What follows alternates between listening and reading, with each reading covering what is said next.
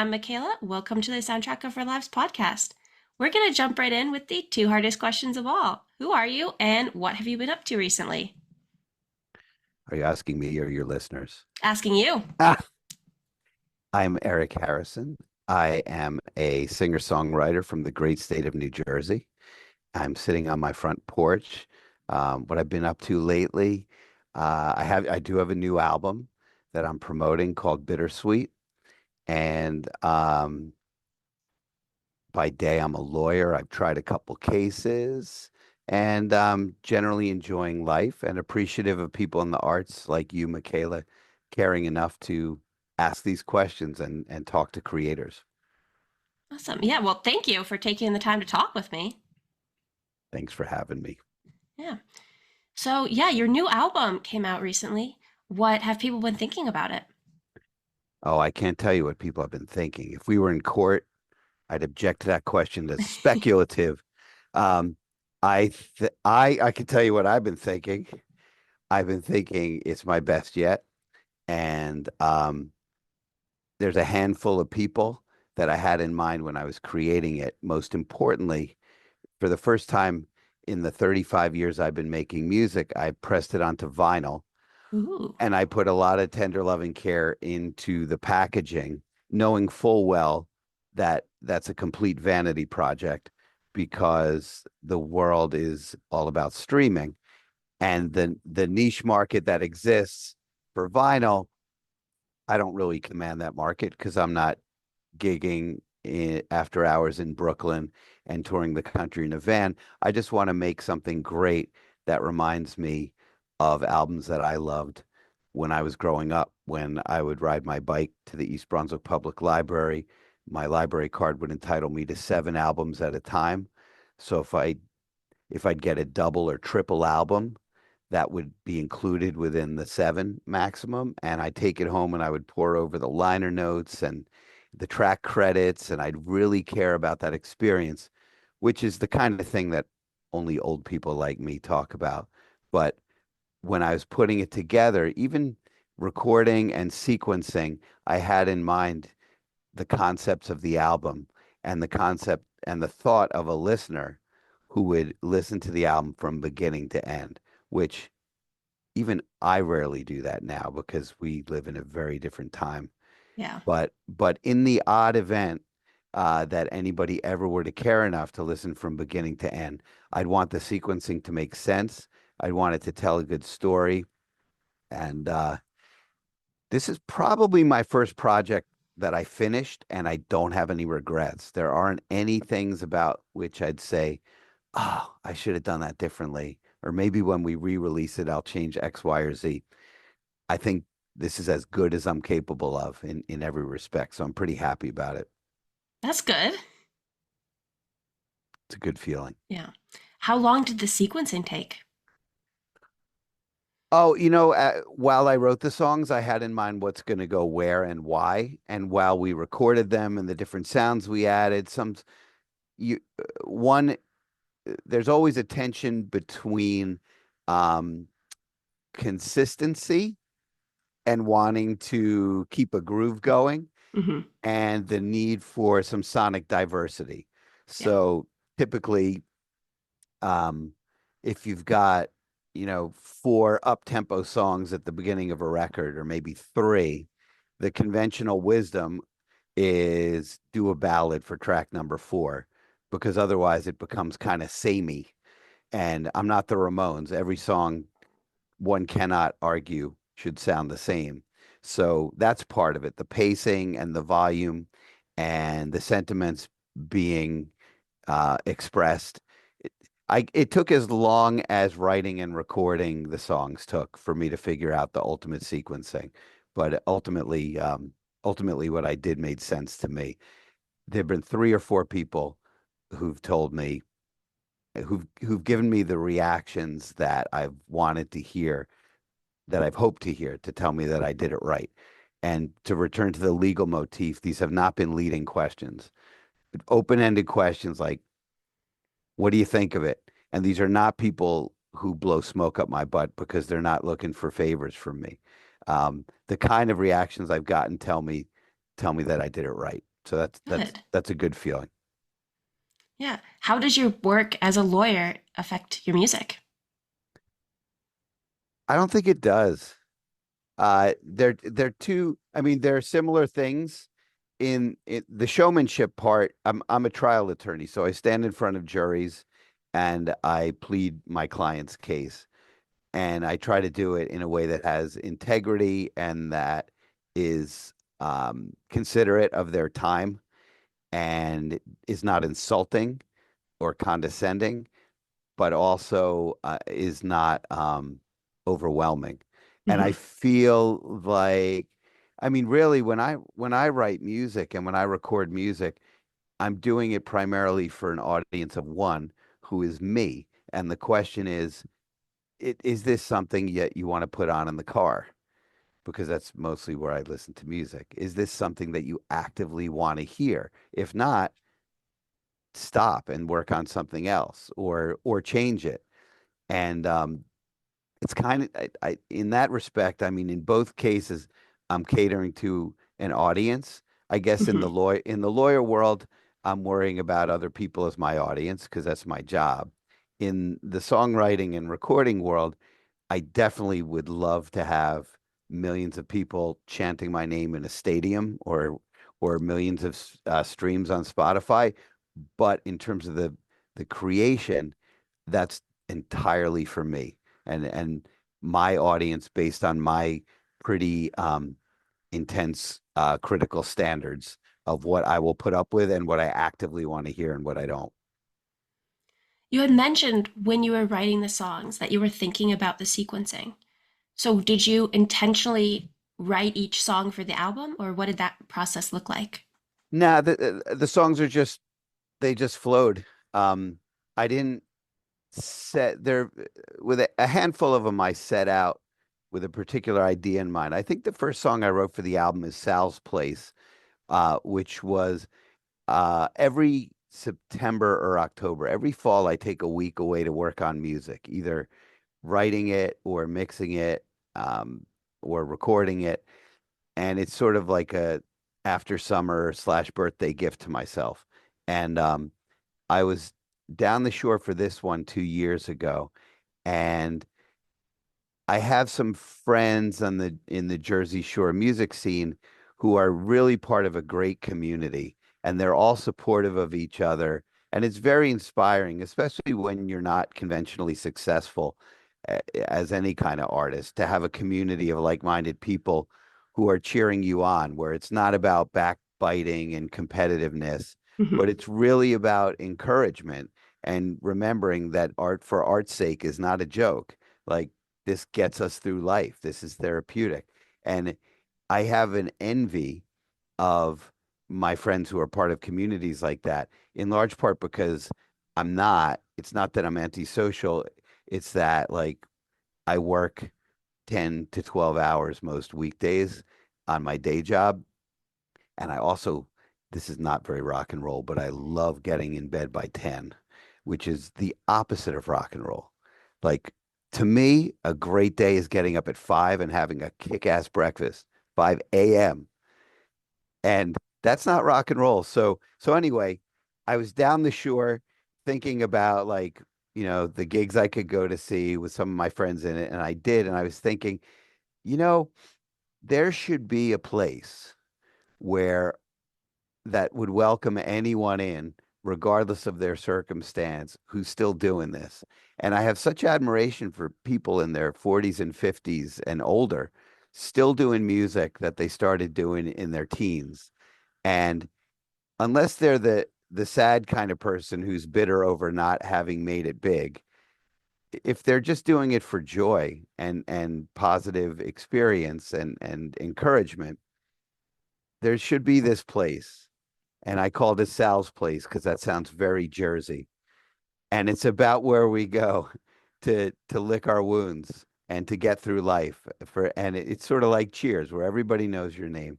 And so I wrote about this fantasy club, and that kind of got the album going. And I wanted it to be a loud and funny song and joyous.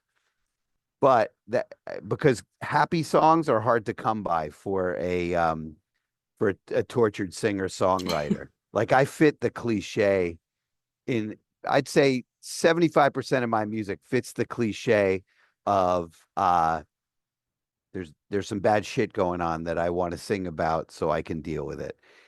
The So every time I come up with a rocker that has some joy to it, that rallies me. On all three of my prior three albums, I can identify a song that got me excited because it would feel like too much of a downer if I put out a collection of 10 or 11 or 12 or 14 songs with not at least one upbeat, happy one. So that's what got the process going. And then the rest just naturally spilled out. And there's some laments, uh, there was a nice mix, as diverse as I'm capable of being. I've been on this collection. Yeah. So you said you work a lot of hours. How do you balance work life music? I don't. I don't balance it. I do music. It is music is a great place to go when I can. And I mean, I can be in court and have a melodic idea and just like whisper it into my phone, or when lyrics come to me, I'll type them into the notes on the iPhone and they'll sit there. And then when I have time and a guitar nearby, I'll see what might come together. This week, when I do get out of here, assuming the storm passes safely, I've got about 30 pages of lyrical ideas and about a half hour of melodic ramblings into my phone. And I'm just going to throw all this crap against the wall and see what might stick and then try to build songs around it if it comes. And I'm pretty excited about that because in the past, I've usually, when I focus on that for a few days, I usually walk out with one or two pretty decent songs. Sometimes a song can be fully formed and I'm done. Other times it's a starting point and I may get there in a month or a year or whatever. Hmm. So out of all of those ideas, how many typically turn into songs? Oh, maybe 10%. What I, because of the type of music I make, I'm very derivative. Like when I was young, I used to be offended hearing people say, "Oh yeah, he sounds like X, Y, or Z," because you want to carve your own path. Also, I was deluded enough to think that like I was unique and interesting and appealing enough to make a career out of music. So I had a bit of a chip on my shoulder, but that was like my 20s. Ever since I got a clue, I realized, yeah, I sound like Elvis Costello. Yeah, I sound like Bob Dylan and Tom Petty. Thank God. I love them. And so sometimes an idea I have, I'll realize, oh shit, I stole that. I just didn't remember that I stole that. And I mean, there's very little new under the sun. Like I could go through all my lyrics and all my melodic ideas, and I'd say 90% of it, I could trace it back to something else that's Hmm. been done before me. That's reality. And unless you're like Tom Waits or Billie Eilish or somebody who's really, really, really unique, then you are that way. Right. I mean, Sabrina Carpenter's new album is awesome, and every sound on it is derivative of stuff I've heard before, and that's precisely why I love it. That's a positive. That's That's not why a it negative. works. Totally. So would you say that those guys are also some of your major influences as well? Yeah, definitely. I mean, it started with the Beatles when I was a kid. My grandparents bought me the Red Album and the Blue Album, and to my generation, everybody in my generation knows what that means. It was two double album greatest hits collections, which had all the singles that I don't know were number ones or whatever. And the Beatles were the foundation of everything I love, as is the case with most people you're going to meet doing my kind of music. Hmm. And then I was a band geek through high school. I played trumpet in various bands, and it began to dawn on me in college that one attracts women more with an acoustic guitar than with the trumpet. I And would because it, I would say yeah, that's probably accurate. so it took a while for that to work, but I had my junior year of college I spent in London because I didn't love my I wanted to get out. I wanted to see the world. Hmm. I grew up in New Jersey. I was going to college in New Jersey. And so combining the fact that I was a little restless and not having a great time in college, I spent my junior year at King's College in London. The walls were very thin. And yes, I could play my trumpet there, but I'd have to use a silencer mute, which limited the experience. This is real like band geek Hmm. material I'm giving you here.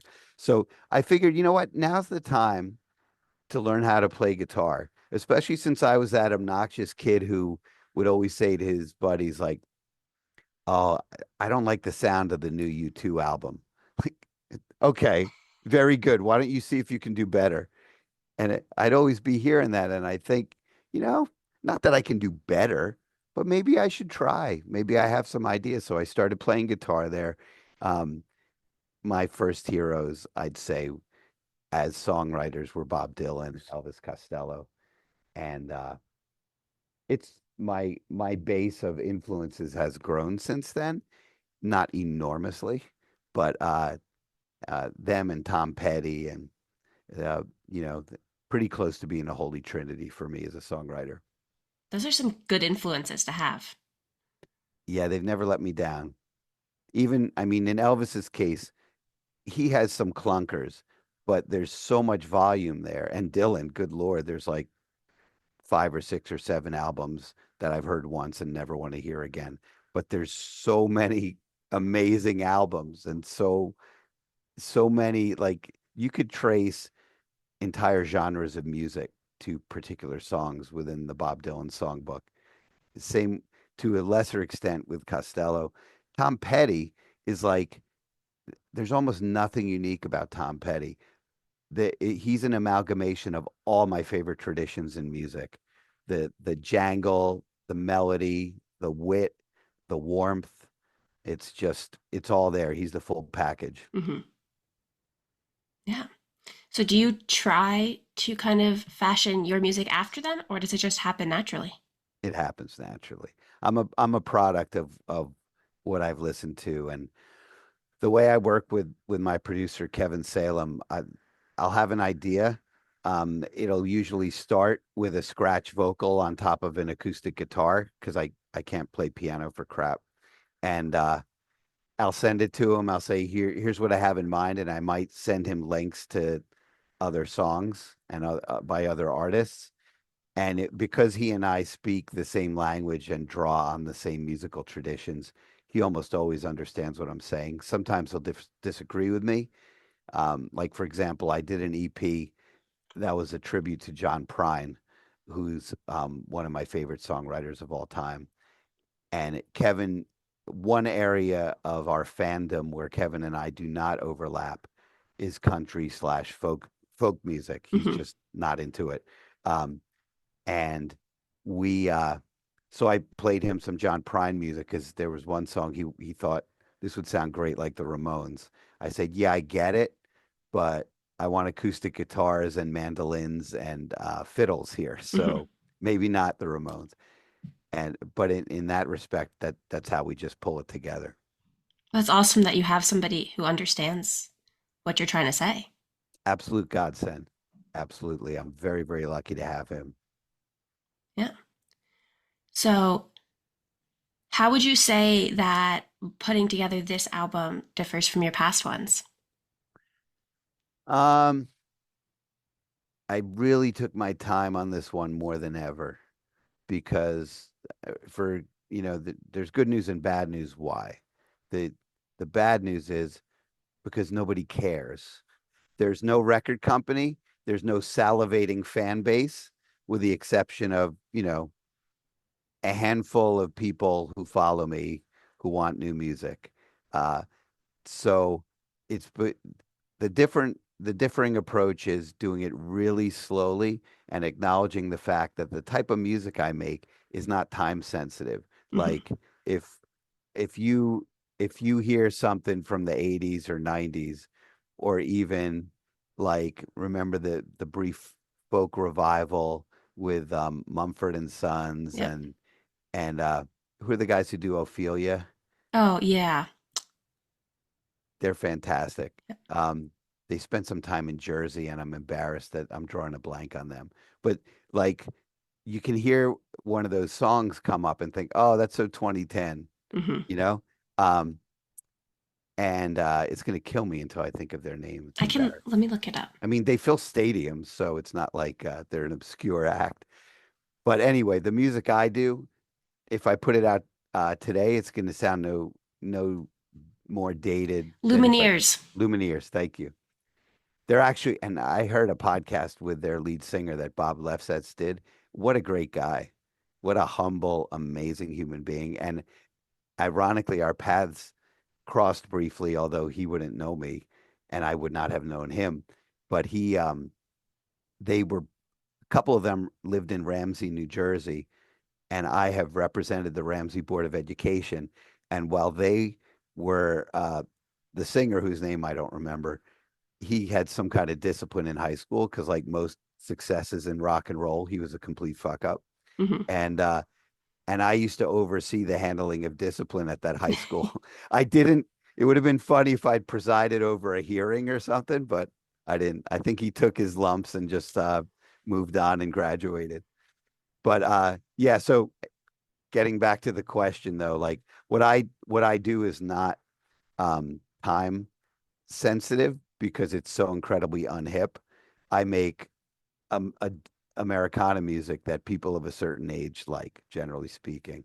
And so I took my time. And compared to most of my prior albums, when I would create deadlines for myself, sometimes I wouldn't necessarily cut corners, but like if I spent 500 bucks paying um, a keyboard player to do a certain part, and if in the final mix I wasn't in love with it, part of me would think, you know what?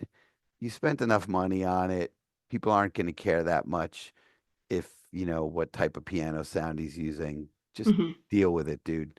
In this case, I allowed myself to pick everything apart, and anything that bothered me or I felt could be better, I spread it out and I spent my money over time. So the final product would be exactly what I wanted. And it worked. So that's the primary difference. So going forward, do you think you're going to use that model again? Definitely. Especially since I don't have, as of this moment, I have a grand total of one new song in me that's fully formed.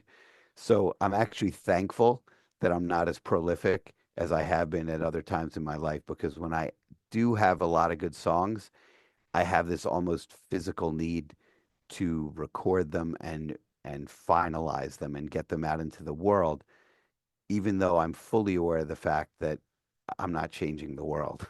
You don't know that. Well, I mean, it doesn't make a difference. I'm changing my world, but I want to also it costs money and I got Yeah. to be careful with that. I one daughter just finished college, another one in college now.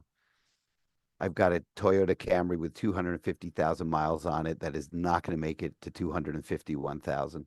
So I can't piss away too much money on Hmm. music. I do have to slow it down. What do they think of your music, your daughters? Oh, they're cool with it. When they were little, it was really cute at a show and tell.